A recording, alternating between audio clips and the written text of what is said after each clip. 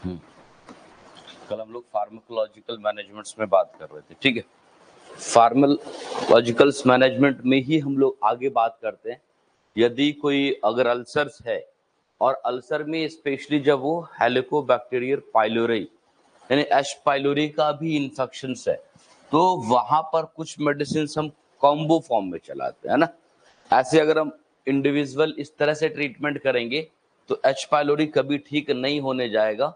यदि कोई H pylori affected person है और उसको ट्रीटमेंट हम फार्माकोलॉजिकल में इस तरह से एंटासिड सिनॉल देंगे तो वो रिजल्ट जो इफेक्ट मिलना है वो प्रॉपर नहीं मिलेगा। तो इसलिए हम लोग यहाँ पर एक चीज का ध्यान रखते हैं कि हेलिकोबैक्टर पाइलोरी अगर जैसे होता है तो पहले उसको हम एंटीबायोटिक इस तरह का ट्रीटमेंट देते हैं।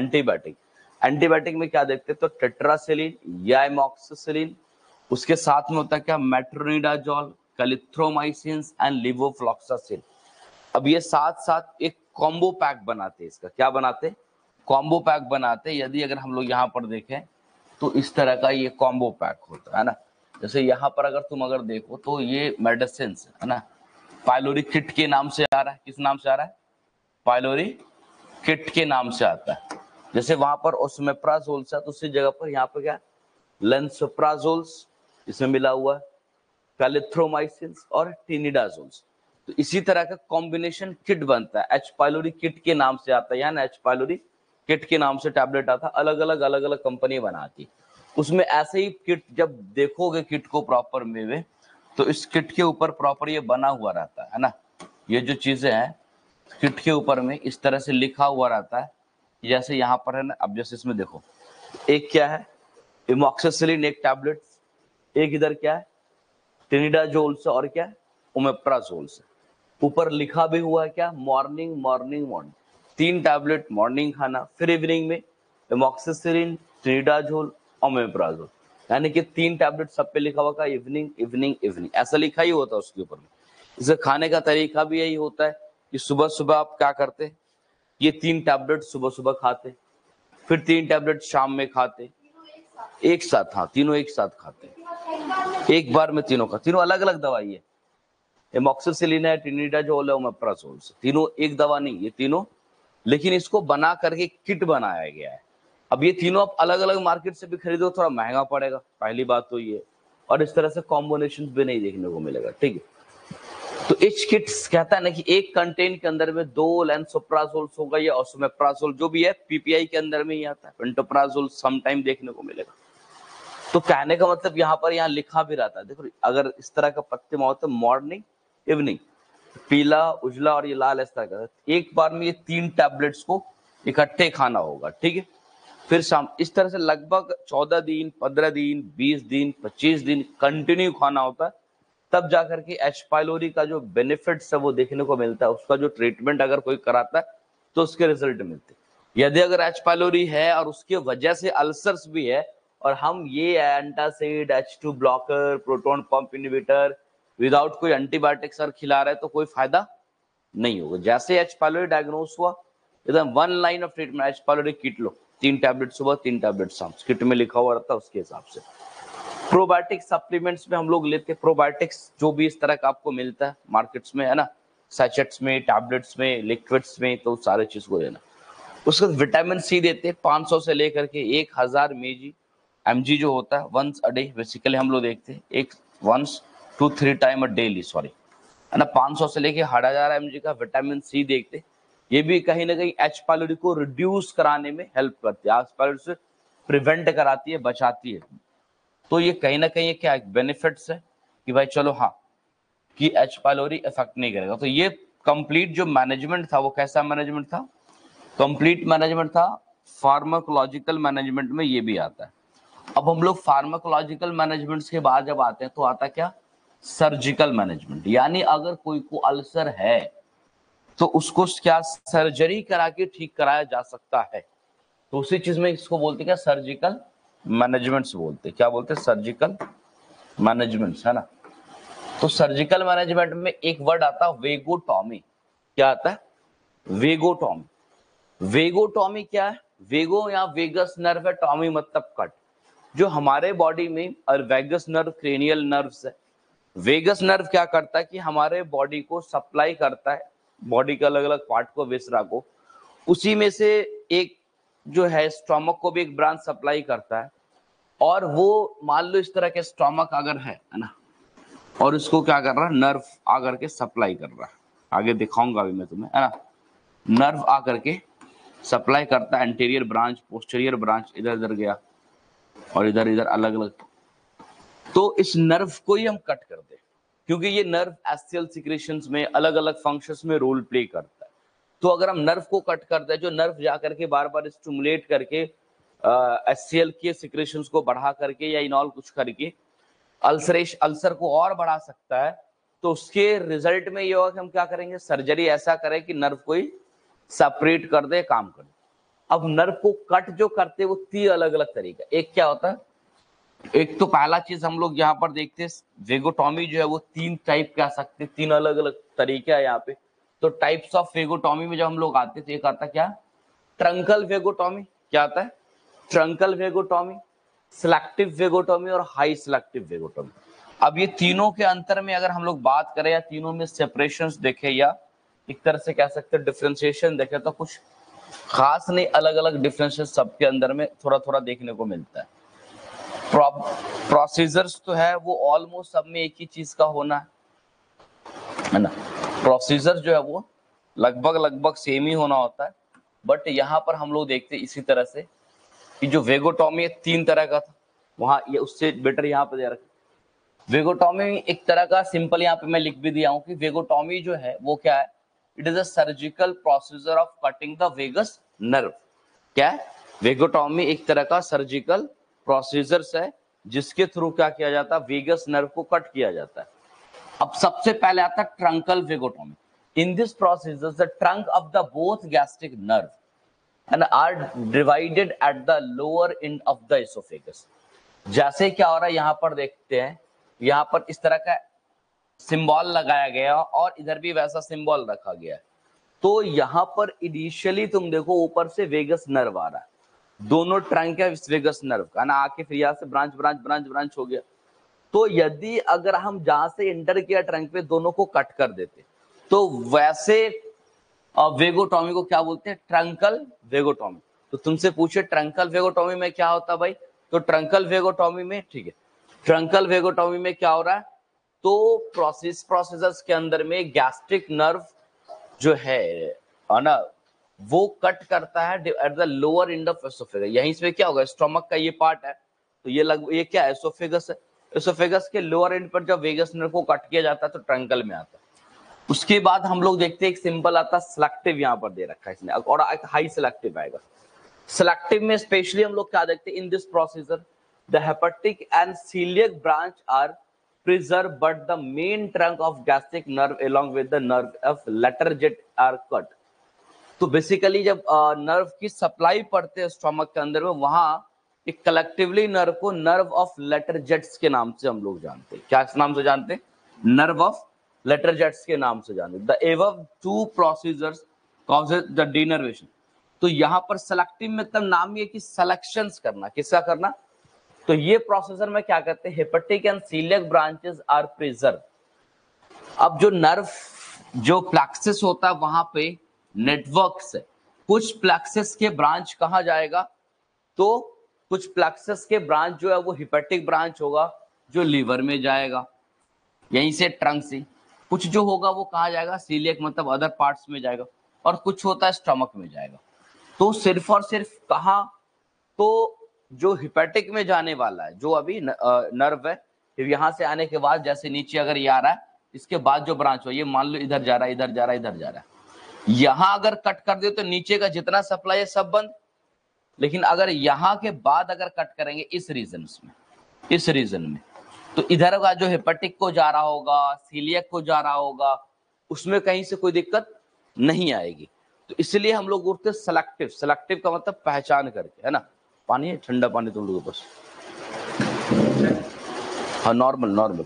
सेलेक्टिव का मतलब क्या है कि सिलेक्शंस कर रहे, कॉमनली जहां पे इंटर किया वहीं से हम लोग कट नहीं करेंगे, जस्ट उसके नीचे। तो कोई भी पूछे कि सेलेक्टिव वेगोटॉमी में क्या हो रहा है, तो एक ही लाइन में सीधा बोलोगे कि इसके अंदर में हम सिलेक्शंस करते हैं, जो लीवर को ब्रांच जा रहा है उसको छोड़ देते हैं, जो सीलियक ट्रंक को अदर ब्रांच जा रहा है उसको छोड़ देते हैं, रेस्ट ऑफ ऑल जो सप्लाई करने वाला है स्टोमक को उस नर्व को कट कर देते हैं, मामला खत्म। तो इसी को बोलते हैं nerve of Latarjet are cut. तो एक लाइन में याद रखो, अगर नहीं भी याद रहे एमसीक्यू इन ऑल पूछा जाए कि सेलेक्टिव वेगोटॉमी में हम किस तरह के नर्व को कट करते हैं, तो नर्व ऑफ लेटर जेट को करते हैं। किसको? नर्व ऑफ लेटर जेट का कटिंग किया जाता है किसके अंदर में? सेलेक्टिव के अंदर में। अब आता है द एबव टू प्रोसेस, ये दो process, the denervation of the pyloric antrum with the subsequent defect in the gastric emptying. अब ये दो प्रोसीजर करने के बाद एक प्रॉब्लम क्रिएट होता है, या नर्व को हम यहां से काट दे या थोड़ा सा नीचे से आगे कट करें तो डिनर्वेशन हो जाता है, नर्व सप्लाई कंप्लीट बंद हो गया, कट हो गया, तो डिनर्वेशन उसको बोलते हैं। जिससे क्या प्रॉब्लम होता है? पाइलोरिक एंट्रम, ये जो ये इधर का pyloric antrum with the subsequent defect in the gastric empty, तो उसके वजह से क्या कि गैस्ट्रिक टोन नहीं मिल पाता, तो स्टमक को खाली होने में और ऐसे कोई प्रोसेस करने में दिक्कत आने लगती है। तो इसलिए क्या करता है यहाँ पर एक और तीसरा प्रोसीजर आता है जिसको बोलते हैं हाईली सेलेक्टिव वेगोटॉमी। हाईली सेलेक्टिव वेगोटॉमी में क्या आता है? इस प्रोसीजर के तहत हम लोग क्या करते हैं, only parietal cell of the stomach are denervation. हमें पता है स्टमक में एक सेल होता है क्या? पैराइटल सेल, है ना, पैराइटल सेल होता है। ये पैराइटल सेल ही क्या रिलीज करता है? तो HCl रिलीज कराता है। ये पैराइटल सेल क्या रिलीज कराता है? HCl रिलीज कराता है। तो यही कह रहा है कि ये पैराइटल सेल जो होगा, स्पेशली ये जो नर्व के ब्रांच अलग अलग जा रहे हैं, ये सबका सब किसको सप्लाई करेगा? पैराइटल सेल को करेगा। तो इसका मतलब यदि हम उतना दिमाग नहीं लगाए, सिर्फ और सिर्फ हम पैराइटल सेल को जाने वाले नर्व को उस नर्व पे हम लोग अगर कट करते हैं तो सिंपल है कि सेल का सिर्फ एक सेल डिनर्वेशन होगा, पूरा स्टोमक डिनर्वेशन नहीं होगा। ये ज्यादा इसलिए बोला ये सेलेक्टिव नहीं, ये हाईली सेलेक्टिव हो जाएगा। तो हाईली सेलेक्टिव प्रोसीजर में हम लोग क्या करते हैं? Parietal cell of stomach are denervated. क्या करते हैं? पैराइटल सेल को डिनर्वेशन में ले जाते हैं, यानी पैराइटल सेल जो नर्वस उसमें होता है वो डिनर्वेट्स होता रहता है ना। The nerve of letter jet is dissected out and cut. It is the procedure of gastric empty is not affected.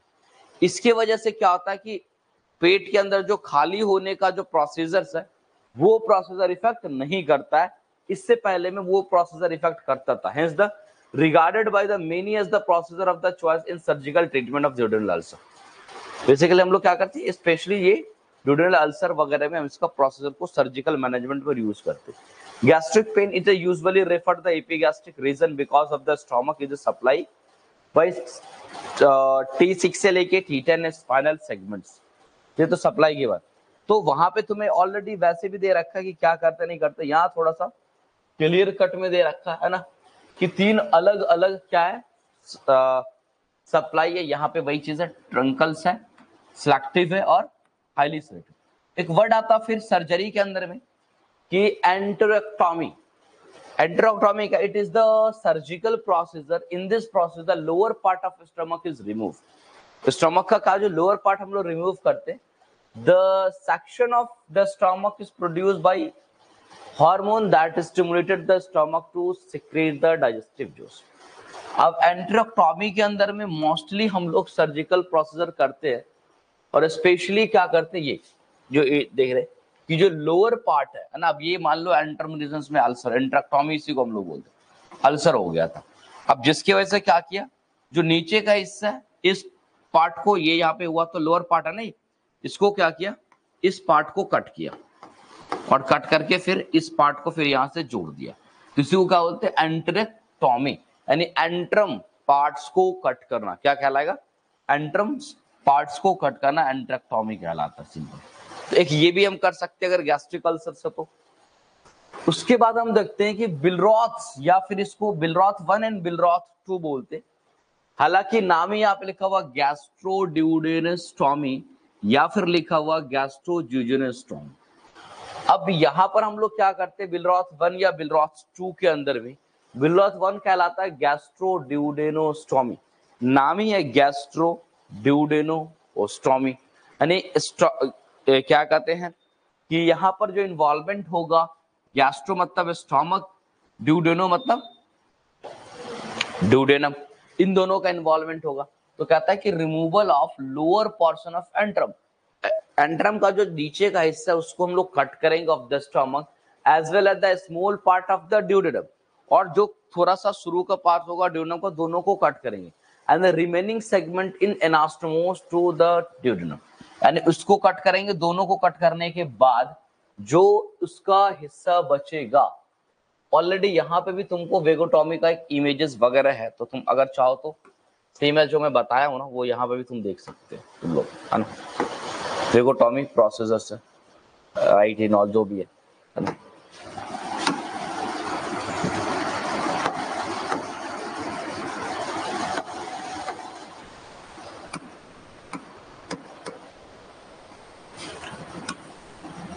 Billroth first and Billroth seconds, ठीक है। Billroth फर्स्ट में क्या हो रहा है कि कुछ ड्यूडेनम के पार्ट को कट किया गया है और कुछ स्टमक के लोअर पार्ट को कट किया गया है, और जो पार्ट अफेक्टेड था, अल्सरेशन था, उसको रिमूव कर दिया गया है, और फिर बचे हुए पार्ट को फिर से क्या किया गया, जोड़ दिया गया। दैट इज अ बिलरॉथ फर्स्ट कहलाता है, या गैस्ट्रोड्यूडेनल ओस्टोमी कहलाता है। सेम जस्ट अपोजिट, गैस्ट्रोजेजुनल ओस्टोमी बोले या बिलरॉथ सेकंड्स बोलते, उसमें हम लोग क्या करते हैं, तो रिमूव करते इसके अंदर में क्या, lower portion of antrum, same है, एंड द स्टोमक, स्टोमक के कुछ पार्ट एंड एंट्रम के कुछ पार्ट कट करते, will the small portion of duodenum and pylorus, है ना। The remaining segment is anastomose to the jejunum. अब ये कट तो करते हैं, लेकिन यहाँ पर जो ज्वाइंट्स करते हैं, जैसे ड्यूडेनम के पार्ट को कुछ कट किया, स्टोमक के लोअर पार्ट्स को भी कट किया, लेकिन जो ज्वाइनिंग करते वो जो पार्ट है वो क्या है, जेजुनम। तो जेजुनम और ये क्या है, स्टोमक, स्टोमक, स्टोमक के लिए हम लोग क्या यूज करते हैं, गैस्ट्रोसिस, इसलिए बोलते हैं गैस्ट्रोजेजुनल ओस्टोमी, यानी कि स्टोमक और जेजुनम को डायरेक्ट कनेक्ट करा दिया, बीच में ड्यूडेनम को स्किप करा देते। तो यही कह रहा था बिलरॉथ सेकंड्स कहलाता, तो ये भी प्रोसीजर्स हम लोग करवा सकते हैं। उसके बाद आता पाइलोरोप्लास्टी। पाइलोरोप्लास्टी के अंदर में आता, ये ऑलरेडी लिखा होता, this is a surgery enlarge the opening of the duodenum and a small intestine which enable stomach content to pass more freely of this stomach। इसमें क्या होता है, पाइलोरोप्लास्टिस के अंदर में एक तरह का ये भी एक सर्जिकल प्रोसीजर्स है, और इस सर्जिकल प्रोसेस में क्या करते हैं, हम ओपनिंग को इनलार्ज करते हैं ड्यूडेनम, ड्यूडेनम की अपनी एक ओपनिंग होगी ना, उस ओपनिंग को क्या करते हैं, और बड़ा करते हैं, स्ट्रेच करा करेंगे, क्योंकि ओपनिंग अगर हम बड़ा करेंगे तो बेनिफिट्स क्या होंगे कि अब ड्यूडेनम का ल्यूमेन क्या होगा, बड़ा हो जाएगा, तो जो गैस्ट्रिक कंटेंट होगा वो आसानी के साथ आगे चलेगा, स्मॉल इंटेस्टाइन में स्ट्रॉन्ग कंटेंट पास करेगा एकदम फ्रीली, कोई टेंशन नहीं होगा। नेक्स्ट हम लोग आते हैं, उसके बाद और क्या कर सकते हैं सर्जरी में अल्सर को मैनेज करने के लिए, तो गैस्ट्रेक्टोमी, क्या कर सकते हैं, गैस्ट्रेक्टोमी। गैस्ट्रेक्टोमी क्या भाई, देखो ये सबका सब डेफिनेशन है, एक नंबर की क्वेश्चन ये हर जगह से बन रहा है। तो गैस्ट्रेक्टोमी में क्या है, gastrectomy is a surgically to remove the part or all of the stomach, या पार्शियल इसलिए लिखा हुआ था पार्शियल गैस्ट्रेक्टोमी और कंप्लीट, यानी गैस्ट्रेक्टोमी का सिंबल सा मतलब है कि गैस्ट्रिक यानी स्टोमक के कुछ पार्ट्स को या कंप्लीट स्टोमक को कट करके हटा के निकाल देना।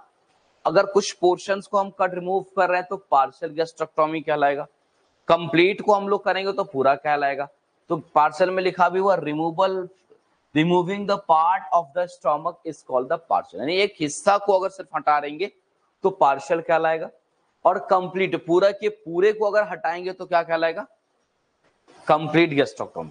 तो ये जो पूरा जो मैनेजमेंट है ये कैसा मैनेजमेंट था, सर्जिकल मैनेजमेंट में हम लोग देखते हैं। सर्जिकल मैनेजमेंट के बाद है ना, फिर हम लोग आते हैं तो यहाँ पर देखते हैं कुछ डिफरेंट मैनेजमेंट्स की बात करते हैं, स्पेशली हम लोग देखते हैं न्यूट्रिशनल मैनेजमेंट्स पे हम लोग आते हैं, है ना।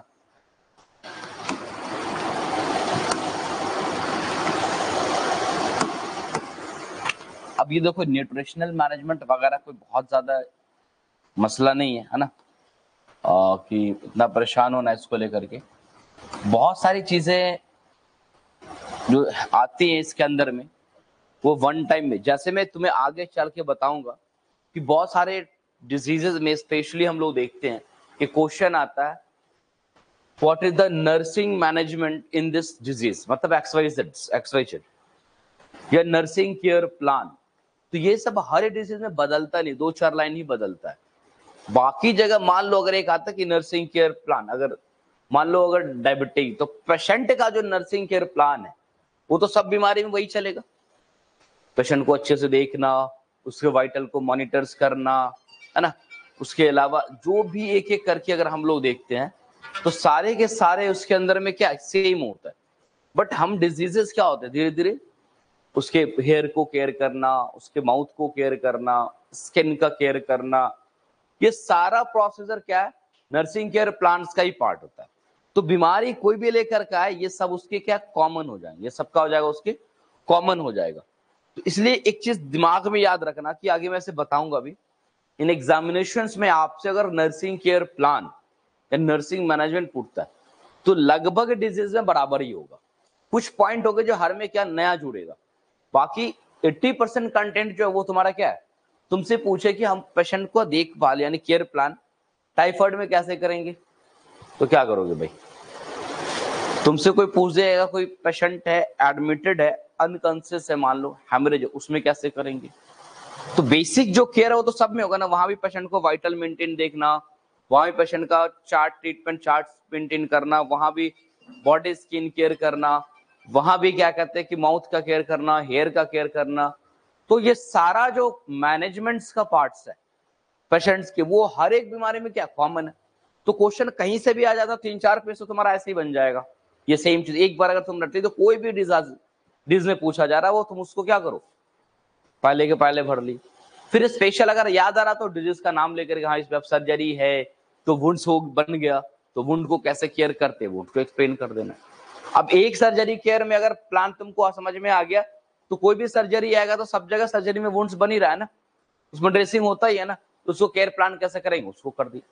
तो बस चीजों को स्मार्टली पढ़ना, मतलब रटना नहीं कि हाँ यहाँ का नर्सिंग प्लान वहां, तो मतलब लगभग तुम समझो अगर नर्सिंग केयर प्लान या नर्सिंग मैनेजमेंट आ गया तो कहीं से भी आ रहा 80% चीजें कंटेंट क्या होगा बराबर करेगा, 80% चीजें बराबर करेगा। वैसे न्यूट्रिशनल वगैरह में कुछ चीजें बराबर ही तुमको देखने को मिलेगा। अब जैसे मैं बात करता हूँ न्यूट्रिशनल मैनेजमेंट में, encouraging to have a food containing a flavonoid such as apples. Flavonoid एक सब्सटेंस है बेसिकली, एप्पल्स के अंदर भी ज्यादा मिलता है। तो अगर एच पाइलोरी वगैरह का इन्फेक्शन है और अल्सर्स वगैरह है तो फ्लेवोनॉइड्स फ्रूट्स उसको हम देते हैं जिसमें एप्पल्स होते हैं, विच में inhibit the growth of bacteria. ये क्या करता है, तो एप्पल अगर खिलाते हो उसके अंदर फ्लेवोनॉइड्स है तो वो बैक्टीरिया के ग्रोथ को क्या करेगा, रोकेगा। तो एप्पल ऐसे बोलते सेहत के लिए एकदम बेनिफिट सही, और ना बैक्टीरिया बाकी और बैक्टीरिया को ये ग्रोथ को रोकता है ना। तो नहीं कहता अगर एक एप्पल खाते हो तो तुम हमेशा क्या रहते हो, हेल्दी रहते हो। क्यों, ये बैक्टीरियल ग्रोथ को रोक रहा है। Eating antioxidant rich food. अब एंटीऑक्सीडेंट साइड सी बात है, कोई बीमारी हो अगर बॉडी में एंटीऑक्सीडेंट, जैसे कीवी तुम खा रहे हो, एक्सेसिव सैलड्स यूज कर रहे हो, डिटॉक्स वाटर बना के पी रहे हो, लेमन वाट खीरा ये सब डाल के डिटॉक्स वाटर बना के पी रहे हो, तो ये सबका सब बॉडी को क्या करता है, डिटॉक्सिफाई करता है बेसिकली, है ना, एंटीऑक्सीडेंट बनाता है। Eating a food high in vitamin B and calcium such as almonds. ऐसे डाइट्स हम लें जिसमें विटामिन बी ज्यादा हो और क्या कहते हैं कि कैल्शियम ज्यादा हो। Avoiding the spicy food. Spicy food खाने से हो सकता तो हम स्पाइसी फूड को क्या करेंगे, रोकेंगे, अवॉइड करेंगे। और वैसे हर फूड को यहाँ पे अवॉइड करेंगे वो जो फूड ओबेसिटी काउज कराता हो। तो एक्सेसिव यूज ऑफ कार्ब्स यानी carbohydrates such as potato, rice, roti, ये सब का सब, क्योंकि ओबेसिटी अगर कारण बना होगा तो ओबेसिटी कारण था ना शुरू में पढ़ रहे थे, ओबेसिटी भी एक कारण। Excessive use of oily fats in all, तो सब अपने आप बनता चला जाएगा तुमको। बस एक बेसिक कॉन्सेप्ट को समझो, बाकी क्वेश्चंस लिखना बड़ा आसान हो जाएगा फिर तुम्हारे लिए। यूज द हेल्दी ऑयल कहना है कि हेल्दी ऑयल यूज करो, हेल्दी ऑयल में ऑलिव ऑयल आता है, ऑलिव ऑयल वेजिटेबल्स ऑयल हो गया। Reducing or eliminate the trans fatty acid, fatty acid में हम लोग पढ़ते हैं ट्रांस होता है ना, एक फैटी एसिड है, तो उसके इस्तेमाल को थोड़ा सा रिड्यूस कर देना है, सीस एंड ट्रांस होता तो उसको। Avoiding the beverages that may irritate the stomach lining, है ना। अब ऐसा कुछ भी खान पान जो आपके स्टमक को इरिटेट करेगा, स्टमक की लाइनिंग को स्ट्रेट करेगा। अब जैसे कुछ भी ऐसी चीजें हैं जो आपके स्टमक, अब मान लो अल्सरेशन है, अब तेज साल्ट वाली चीज को खा रहे हैं तो वो क्या करेगा, इरिटेट करेगा। बहुत नमकीन चीज खा रहे हो या नमक पानी तेज तुम पी रहे हो तो वो जाकर के इरिटेशन काउज कराएगा। Drinking 6 to 8 glass of filter water daily, लगभग पानी का जो इंटेक्स है आपको क्या करना, बढ़ाना है यहाँ पर। And exercising at least 30 minute daily 5 day a week, 30 minute daily करना। अब कोई बीमारी है हेल्थ होने के लिए क्या करना, तो तुम हर जगह ये ऐड कर सकते हो कि एक्सरसाइज, अगर वहीं पे nutritional and life style management की बात आती है वहां पे हर जगह तुम ये लिख सकते हो कि exercise daily 30 minutes for a 5, सप्ताह में 5 दिन कम से कम करेंगे। रिड्यूस द स्ट्रेस, कोई भी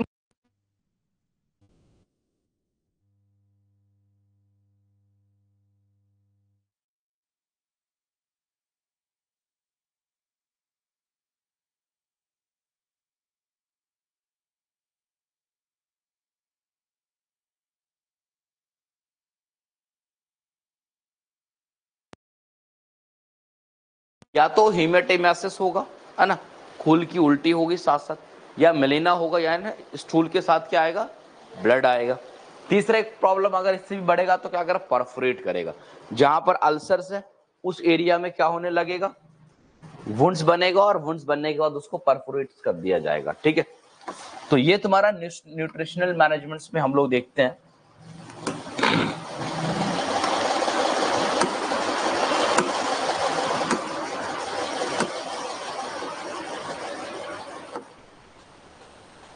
उसके अलावा और हम लोग देखते हैं यहाँ पर, तो एक प्रॉब्लम हो सकता है तो गैस्ट्रिक आउटलेट ऑब्स्ट्रक्शन या जीआई ऑब्स्ट्रक्शन काउज करा सकता है। अब भाई म्यूकस बन गया, डैमेज हो गया, सही से फ्लो नहीं हो रहा है, तो एक मे बी ऑब्स्ट्रक्शन का काउजेस बन सकता है।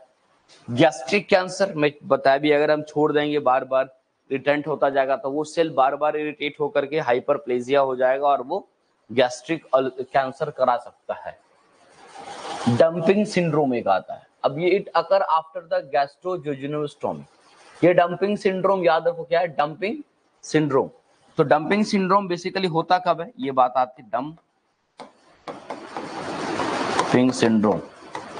ये होने का जो चांसेस है, प्रिवलेंसेस है, कब है, तो जब गैस्ट्रोजेजुनोस्टोमी का प्रोसीजर जब होता है, because the ingested food rapidly enter the jejunum without proper mixing and without the duodenal digestive process. कि पहले क्या था, ये जो प्रोसीजर तुम्हें अभी मैं दिखा रहा था, ये प्रोसीजर ना इधर वाले में,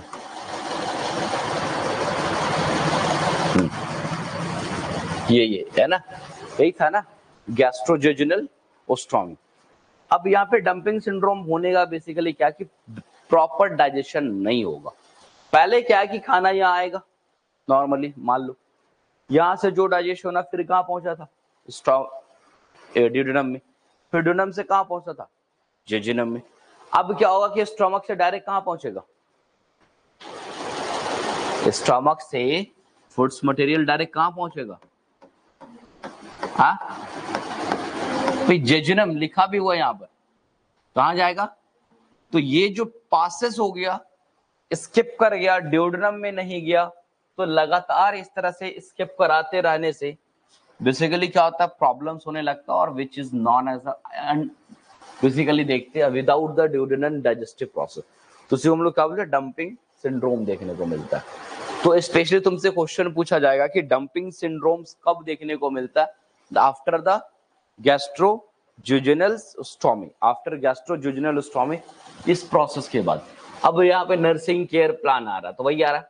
अब मान लो कंडीशन पहला दे रखा कि मान लो acute pain related to irritation of the mucosa and muscle spasm innervations, यानी पेशेंट्स आपके पास है एक्यूट पेन हो रहा है, म्यूकोजल इनर्वेशंस के इरिटेट हो रहा है, तो administrating the pain killer and antacid as ordered, है ना, कि भाई अगर बहुत पेन बता रहा है गैस्ट्रिक अल्सर से, तो या तो आप पेन किलर्स कुछ दे दोगे जो भी एज पर एडवाइस होंगे, या फिर आप एंटासिड्स दे दोगे, मिल्क ऑफ मैग्नीशिया, ऑल जो भी चीज अलग अलग आता दे सकते।